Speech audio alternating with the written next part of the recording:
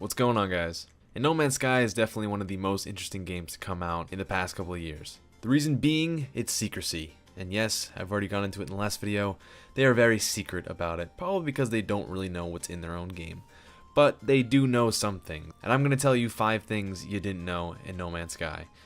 I'm going to say you might not know because there's probably some of you guys that have looked around as hard as I have. So, congratulations to you for knowing it. As for everyone else, enjoy. So, we all know you go to a certain star system and you explore the planets. Yes? Good. There's space in between the planets. Yes. You can fly in between those spaces, some asteroids. Yes. But what if you wanted to, I don't know, go to the next star system? Yeah, you could warp there, but is it just the star system that's generated? Is there even distance between those star systems? Yes, you can actually pack up your stuff and go to the next star system. Like, just leave the planet, go straight up, and you might come across another star system. Now, as cool as that sounds, I don't really recommend it, because 1, the odds of you finding another star system within that space is very low, and 2, if you go the wrong way, you're screwed, and 3, there's also fuel in the game, so you might run out, and you'll be screwed. We don't really know how long it takes. Hello Games said they would do the math to figure out how long it would take to get in between the planets, or star systems, and I'm only afraid that number might be huge. So I don't see anyone doing it anytime soon. As for those of you that will do it, just for, I don't know, curiosity reasons, good luck. And choose wisely, because remember, you could be going the wrong way, and you could take maybe an extra year longer. Another fact you might not know, this probably might be the most well-known one, is if everyone were to discover a single planet for 1 second, you get on the planet, look at it, say that's cool, and leave, and go on to the next one. Immediately on to the next one. 1 second at a time. If everyone who's going to get this game does that, it might take, 5 billion years, give or take a few million. Nothing really crazy. Our own sun might burn out by the time you're done. So, what does that say about the game? It's huge. Another fact about No Man's Sky, the Sentinels are the police enforcement of No Man's Sky. They're on most of the planets, and they aren't on some, so you can grief to your heart's content. There's no Sentinels, go crazy, create a massive explosion and craters, do whatever the hell you want. Now, unfortunately, some of those planets might be barren, there might be nothing on them. That is in No Man's Sky. There might be some planets where you'll just find rocks. No trees, no water, maybe just trees. Maybe just trees and no rocks. I don't know how the procedural generation is working on No Man's Sky. There might be some crazy physics-defying stuff. Although Hello Games has done pretty solid work on No Man's Sky. But that also works in the other side of the spectrum, whereas there might be something barren, there might be something material rich, and beyond rich materials. Say someone gets the game on day 1, and they drop into this planet. They could drop into a barren planet, or they could drop into a planet where the materials are so plentiful that they literally could almost, I wouldn't say they could, but they could almost get to the center of the universe from that one planet. That is possible, theoretically. Will it happen? I don't know. I don't think 18 quintillion people are going to buy this game. I don't know. I just have a hunch. So, for each person dropping on their own planet, the odds are very slim, but it might happen. You might look online and say, Day 1 player gets best material in game, goes billions of light years towards center of the galaxy, leads the race. That'd be an amazing title for an article, but that would also say that's unfair. Then again, it might be unfair unless it happens to you. So I guess you should probably pray before you start playing, if you really, really want this. And here's another thing that's kind of funny. Maybe it happens to you and you don't want it to happen to you. You want to do the game like everyone else. You want to be the average person. You want to go through the game as the game was intended to be.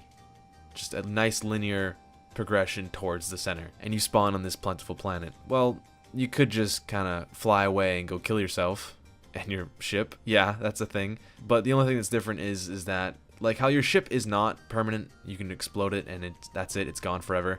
Your suit and your multi-tool are not. Those things are connected to you all the time. Say you upgrade your multi-tool and this allows you to defeat sentinels faster. Stronger laser, I want to say.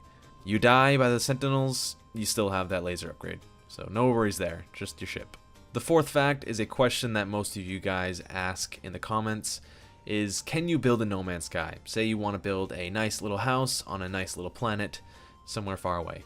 You can't really build. You can dig though. You can dig into a cave and make that your hidey hole, As for some of you, you may dig into a cave, make that your little hut, and that will stay there, but this also adds more to the game. As we see in No Man's Sky trailers and gameplays, you just see the surface, you see mountains, you see trees, animals. Remember, this is a planet, and there is multiple levels to a planet. There's caves down below you, and there might be reservoirs down there. There might be animals in those caves. That is another way. Most people forget that, I feel. I feel like they're just so involved in what's on the surface, they forget what's in the middle, or what's in the center, or what's inside.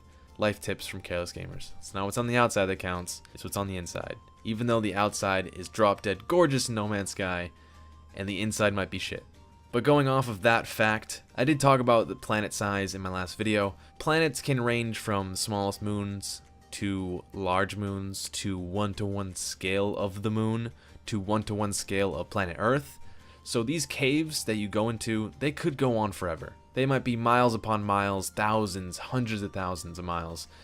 Maybe not hundreds of thousands, although maybe, I don't know, actually. I don't know. I can't really assume that. All I'm trying to say is that second level of No Man's Sky on the planets, that's a whole nother game. Also another fact to go back on the planet size, you could walk straight on the planet. The whole planet's there, so that may take you a couple of days, weeks. If you land on a gigantic planet, that could take months. So good luck to you. And for the last fact, let me ease you into it. We all know No Man's Sky is famous for being massive. Why? It's procedurally generated, and that allows it to be as big as it is. You can't handcraft it and everything, sure. But we all know that. We all know it's procedurally generated. In fact, procedural generation is the word of the year, or the phrase of the year. I have never heard that term so much in my entire life. In fact, some of you may have heard it for the first time in your lives recently. But yes, the planets are procedural, the fish, the rocks, everything that the trailer says, but it doesn't say that the music is procedural. Yeah, the music is procedurally generated. Whereas certain planets need to follow certain rules, the music is tied to it. So you're not going to have desert sounding music, if that makes sense to you. There are some music that kind of resemble and give you an image of the desert that's not going to be playing on a lush green forest. It might, I don't know, I don't think so, but music does have its own rules. So theoretically, some of you may hear music I've never heard before. Also going on with the music does play at certain times, so this gives the game a very atmospheric feel to it. You're not going through space silent with music you put on your phone. There's actually in-game music, and it's going to play at certain times, so maybe if you come over the mountain and see this great vast view, there might be some kind of music that turns on that will make that experience that much more memorable. But anyways, that's been it for me. Hope you guys enjoyed, and I'll see you maybe in the center of the universe. Later, guys.